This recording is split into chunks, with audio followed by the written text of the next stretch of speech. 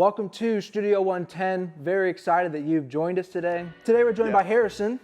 It's good to have you back, buddy. Great to be here. And Doug's with us, talking all about living a life of danger. Danger. You live dangerously, Harrison. I do. Actually, that's like one of the pillars of my life. Yeah. Live dangerously. I try my best. I just, I get in my car, don't wear a seatbelt, my airbag lights on. Is that dangerous like or to like live just breaking the dangerous. law? It's a little bit. Anyways, enjoy the talk that Doug's got for you today.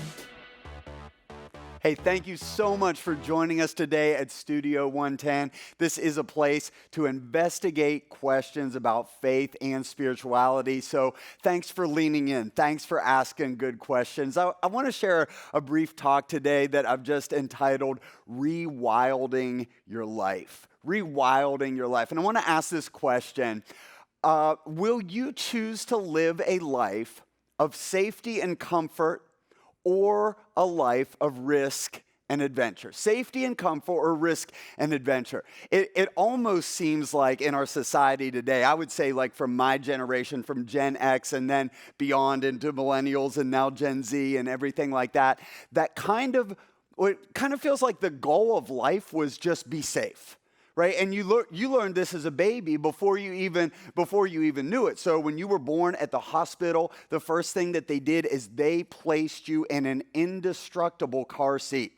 The apocalypse could have come. I mean, tornadic activity and hurricanes could have come, and you would have been safe in this seat. I remember when my first son was born, we had to go and get the car seat inspected at the fire station, and so you were safe. And then when you were learning to walk, your parents took away all the sharp edges and all the corners, and they set you in this little bouncy thing, and the bouncy thing was surrounded by a plastic thing. And then when you learned to ride a bike, you had training wheels, and they put so many pads and a helmet on you. Your dad could have thrown you down the street, and it wouldn't have mattered, right? Like when you're riding in cars, they sell cars now around the idea of safety and the braking system and sensors and airbags and all of that kind of stuff. Your mom never said to you when you were leaving the house, hey, be dangerous today. Your mom never said, hey, when you're crossing the street, only look one way, right? It was always about even how do we leave each other now, other than goodbye or see you later. Everybody seems to say, stay safe. And if we're not careful, we'll begin to fall into this pattern of living our lives where it's like the entire goal of my life is just to stay comfortable, just to stay safe. In 1995, in Yellowstone National Park, the gray wolf was reintroduced into the habitat. And so they had been killed off with poachers and predators and different things like that, and they had been gone from Yellowstone for 75 years. And so they reintroduced the gray wolf, and scientists expected kind of a ecological ripple effect, but the size and the scope of this, they didn't have any idea about. So let me back up and just explain to you a little bit about the gray wolf. Wolves are predators that kill certain types of animals, but in doing so, they actually allow other species to thrive. So when the wolves re-entered the ecological equation, it radically changed the behavioral patterns of other wildlife. As wolves began killing coyotes, the rabbits came back. The mice came back. This attracted hawks and weasels and foxes and badgers. In fact, in a matter of only 6 years, just 6 years' time, the trees that had been stunted in growth, they quadrupled in size. These bare valleys were restored with aspen, willow, cottonwood trees. Shrubs came back. The shrubs brought berries. The berries brought bears. Songbirds returned. Beavers chewed down the trees, and then beavers build the dams that they bring the habitat for other animals like muskrats, duck, fish, reptiles, amphibians. And there was one last ripple effect from all of this. The rivers actually changed course. So the rivers that were meandering through Yellowstone National Forest, they began to get more powerful. The banks of the rivers shored up and all the erosion began to stop. And so the rivers became more powerful. You say, Doug, what's the point of all of this? Here's the point. We need wolves. Yellowstone needs wolves. And can I tell you this, as strange as it may sound, you need wolves too. You need wolves too. Without an element of danger and without an element of risk in your life becomes overgrown with things that shouldn't be there, and you end up living in this less than existence. So the goal, everybody tells us the goal is stay safe. What if that was never the goal? What if that was never the goal? In 2011, ecologists introduced this term, rewilding. Rewilding. So rewilding speaks against the past decades of man-made intervention into nature. And this is what man has tried to do. Control nature, make it safe, and eliminate risk. To control, to make it safe, and eliminate risk. And I just wonder if the past decades of society have not been trying to do that to your life, to control you, to make it safe, and to eliminate risk. And I wonder if leaning into that messaging, we've lost part of our soul. We've lost part of who we are. So what does this have to do with the Bible? I want to go to a passage in the book of Hebrews where it describes the early followers of Jesus. Because I think sometimes people may think, well, I don't know if I want to follow Jesus because isn't Jesus just all nice and safe and I'm going to lose the adventure in my life and I'm going to lose this ability to have adventure and to have, well, let me just read one passage about some of the early followers of the ways of Jesus in Hebrews chapter 11. This is kind of the hall of fame, if you will, of like the men and women who were warriors of faith. Hebrews chapter 11. And what more shall I say? For time would fail me to tell of Gideon and Barak and Samson and Japheth and David and Samuel and the prophets who through faith conquered kingdoms, enforced justice, obtained promises, stopped the mouths of lions, quenched the power of fire, escaped the edge of the sword, put armies to flight. Women received back their dead by resurrection. Some were tortured, refusing to accept release so they might rise again to a better life. Others suffered mocking and flogging, even chains of imprisonment. They were stoned, they were sawn in two. They were killed with the sword. They went about in skins of sheep and goats, destitute, afflicted, mistreated, of whom the world was not worthy. And you're saying, Doug, are you kidding me? You're trying to talk me into becoming a follower of Jesus, and this is what happens to followers of Jesus. Like, I'm out. Here's what I'm saying, kinda is, yeah, like following Jesus isn't safe. It's not. It's one of the most dangerous things that you can do. But I just wonder if in following Jesus, your soul becomes alive again. Let me close with this story.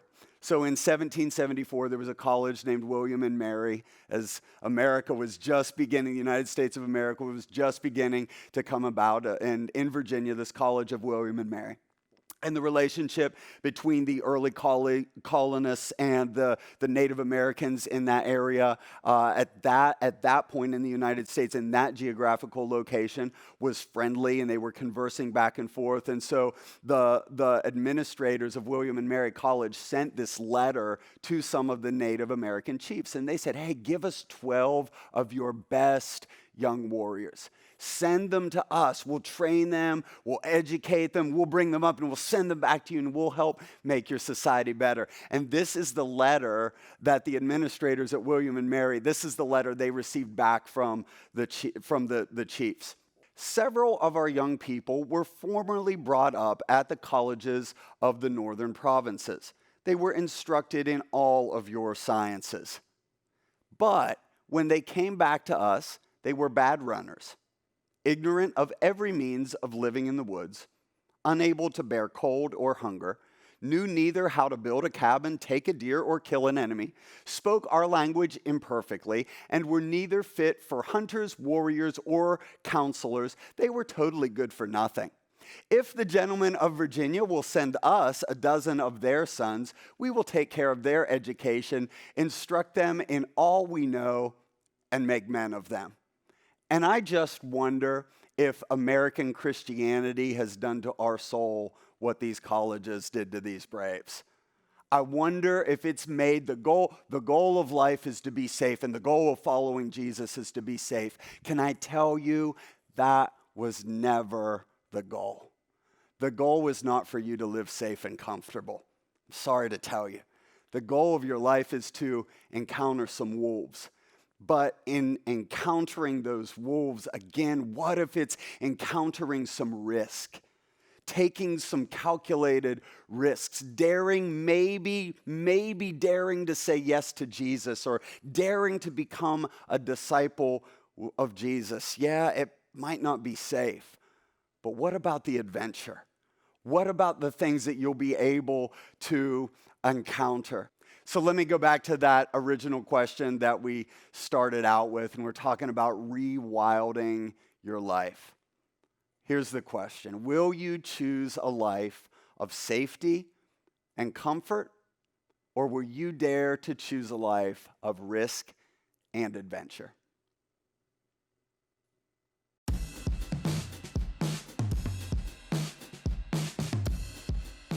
Welcome back to the Q&A portion of our show. This is the point in our show where we take questions from our live audience. We see them at the same time you do, so we haven't prepared for them. We're just going to do our best to answer them from the gut. First and foremost, we want to answer them biblically, and then we're going to add some personal insight as well. So without any further ado, Harrison, can you hit us with that first question? Absolutely. Why would I want to choose a life of danger? So because you were made for it.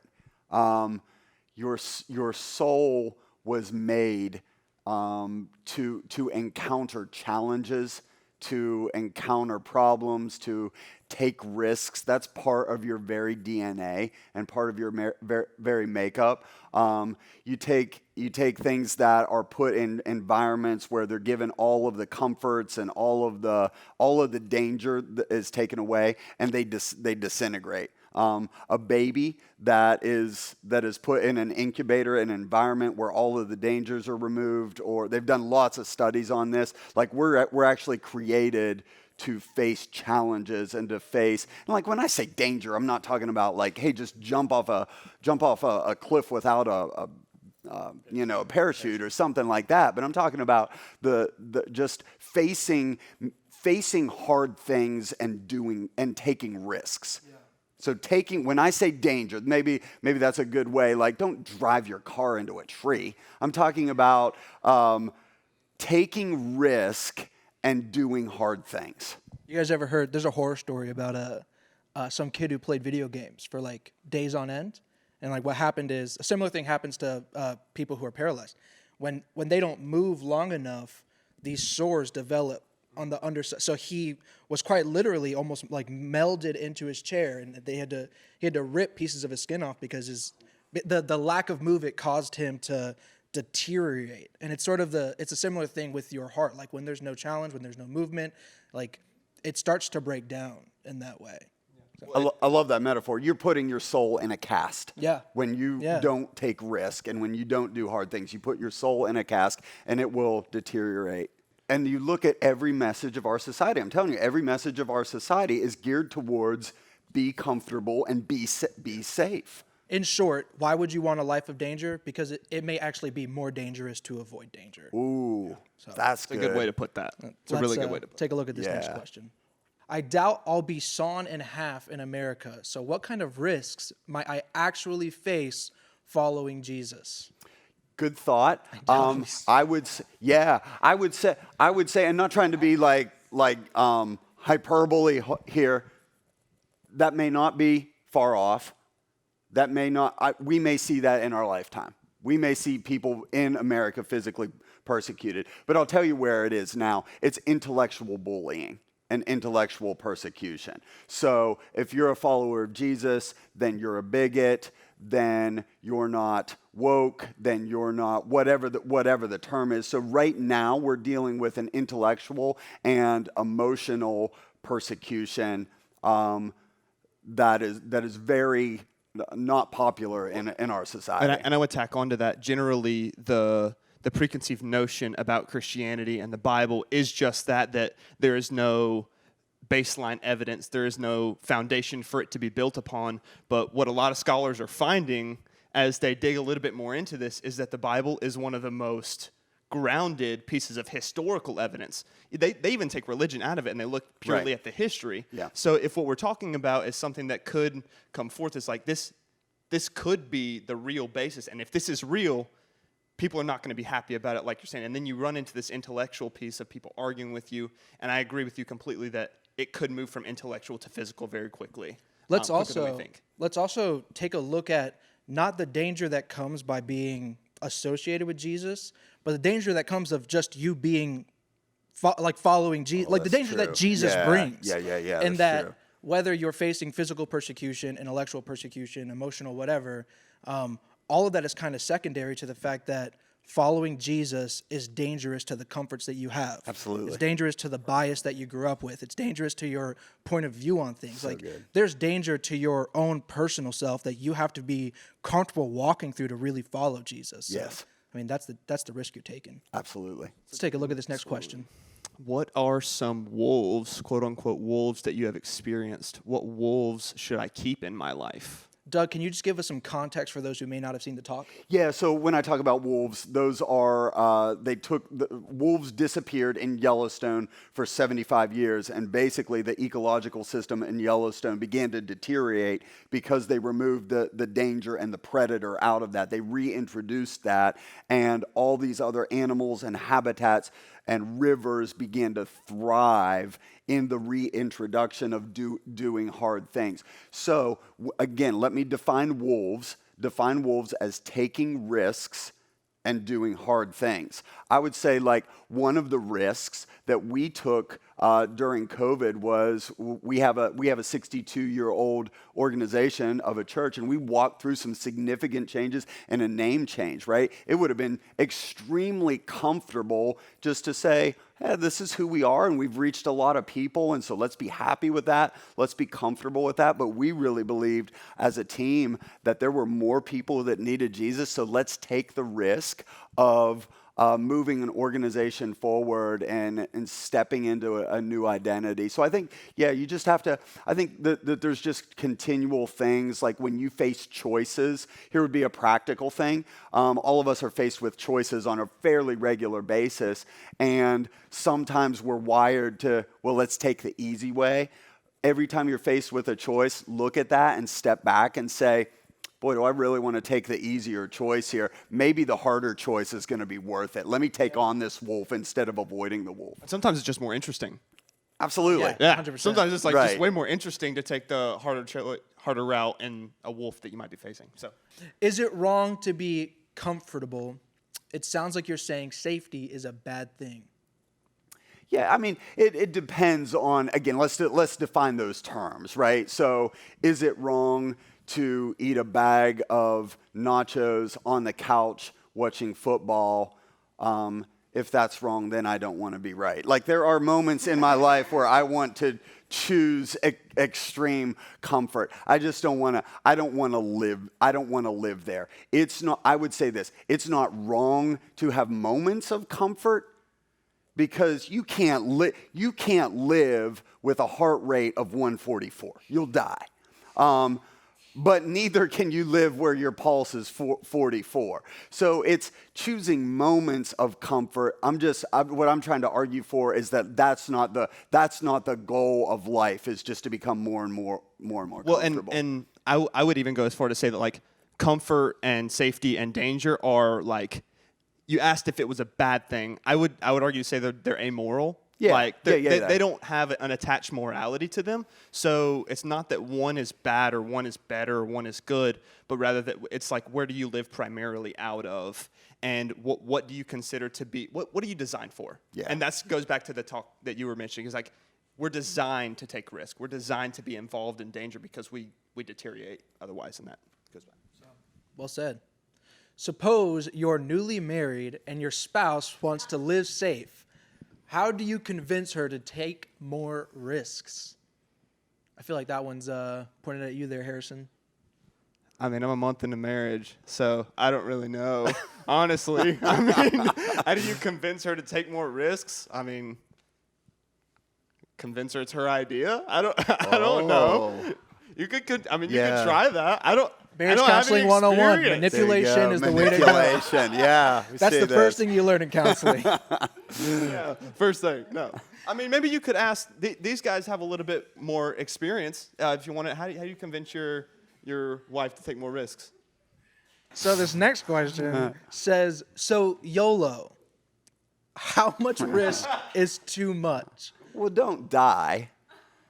Or like on purpose, at least. I don't know that anything about it. Here's how I'll close it. The risk is not doing stupid things. The risk is in saying yes to Jesus.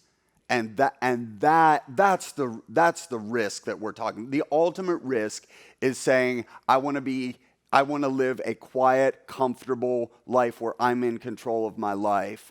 The ultimate risk is surrendering your life to Jesus, to the cross, and to following the risk of following Jesus. Awesome. Well said. Thank you so much for joining us today. We hope you enjoyed this as much as we enjoyed doing it. If you have any further questions, feel free to leave them in the comments. If you want to challenge some of the things you said, maybe you don't agree, that's fine. We want to have that conversation, so let us know in the comments below. Thank you so much for joining us. Well, that is all we have for you on this week's episode of Studio 110. Yep. Be sure to like, comment, and subscribe so you don't miss out on anything else that's coming out. So I have been informed by the legal department that my comments earlier about a seatbelt were in fact a joke.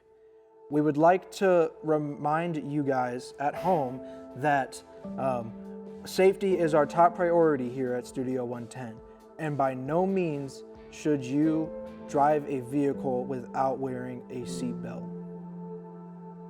Listen, guys, I'd like to take this time to apologize about some comments I've made. let's take a moment of silence. I was careless. I was irresponsible. I know I have a platform of people that truly listen to me and do anything I say.